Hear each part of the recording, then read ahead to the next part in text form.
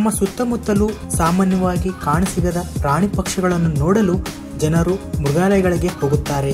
ಆದರೆ ಈ ಜೂನಲ್ಲಿ ನೀವು ಜೀಬ್ರಾ ನೋಡಕ್ಕೆ ಅಂತ ಹೋದರೆ ನಿಮಗೆ ಕಾಣೋದು ಜೀಬ್ರಾ ಅಲ್ಲ, ಕತ್ತೆ.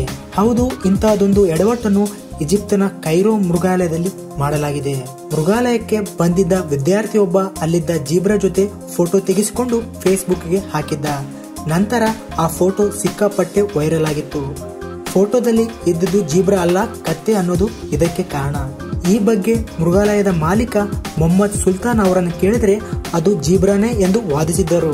ಆದರೆ ನಿಜಕ್ಕೂ ಅಲ್ಲಿದ್ದುದು ಜೀಬ್ರಾ ರೀತಿ ಬಣ್ಣ ಹಚ್ಚಿದ ಕತ್ತೆ ಎಂದು ಗೊತ್ತಾಗಿದೆ. ಜೀಬ್ರಾಗಳಿಗೆ ಸಣ್ಣ ಬಟ್ಟಲಿನಂತಹ ಕಿವಿಗಳಿರುತ್ತವೆ ಹಾಗೂ ಅವುಗಳ ಮೈಮೇಲಿನ ಕಪ್ಪು ಬಿಳುಪಿನ ಪಟ್ಟಿಗಳು ಗಾಢ ಬಣ್ಣ ಹೊಂದಿರುತ್ತವೆ. ಆದರೆ ಜೂನಲ್ಲಿದ್ದ ಜೀಬ್ರಾದಲ್ಲಿ ಈ ಯಾವುದೇ ಲಕ್ಷಣಗಳು ಕಾಣುವುದಿಲ್ಲ ಮತ್ತು ಕತ್ತೆಗೆ ಬಣ್ಣ ಬೆಳೆದಿರುವುದು ಫೋಟೋದಲ್ಲಿ ಸ್ಪಷ್ಟವಾಗಿ ಕಾಣುತ್ತಿತ್ತು. ಇದೆಲ್ಲ ಗೊತ್ತಾದ ಬಳಿಕ ಈ ಬಗ್ಗೆ ತಪ್ಪಿಸಿಕೊಂಡ ಜೂ ಮಾಲೀಕ ಜೀಬ್ರಾಗಳನ್ನು ಬೇರೆ ದೇಶದಿಂದ ಆಮದು ಮಾಡಿಕೊಳ್ಳಲು ಆಗುವ ಖರ್ಚು ಹೆಚ್ಚು, ಅಲ್ಲದೆ ಇಸ್ರೇಲಿನ ನಿಬಂಧನೆಗಳನ್ನು ದಾಟಿ ಜೀಬ್ರಾಗಳನ್ನು ತರುವುದು ಅಸಾಧ್ಯ ಎಂದು ಹೇಳಿದ್ದಾನೆ. ಅದಕ್ಕೆ ಕತ್ತೆಗೆ ಬಣ್ಣ ಬೆಳೆದು ಜೀಬ್ರಾ ಎಂದು ತೋರಿಸುವುದಾಗಿ ಸ್ಪಷ್ಟಪಡಿಸಿದ್ದಾನೆ.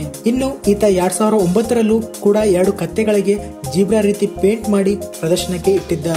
ಮತ್ತೊಂದೆಡೆ ಇದೇ ರೀತಿ ಚೀನಾದ ಹೆನೆನ್ನಲ್ಲೂ 2013ರಲ್ಲಿ ಉದ್ದ ಕೂದಲಿರುವ ನಾಯಿಯೊಂದಕ್ಕೆ ಸಿಂಹದ ರೂಪ ಕೊಟ್ಟು ಮೃಗಾಲಯದಲ್ಲಿ ಓಡಾಡಲು ಬಿಡಲಾಗಿತ್ತು.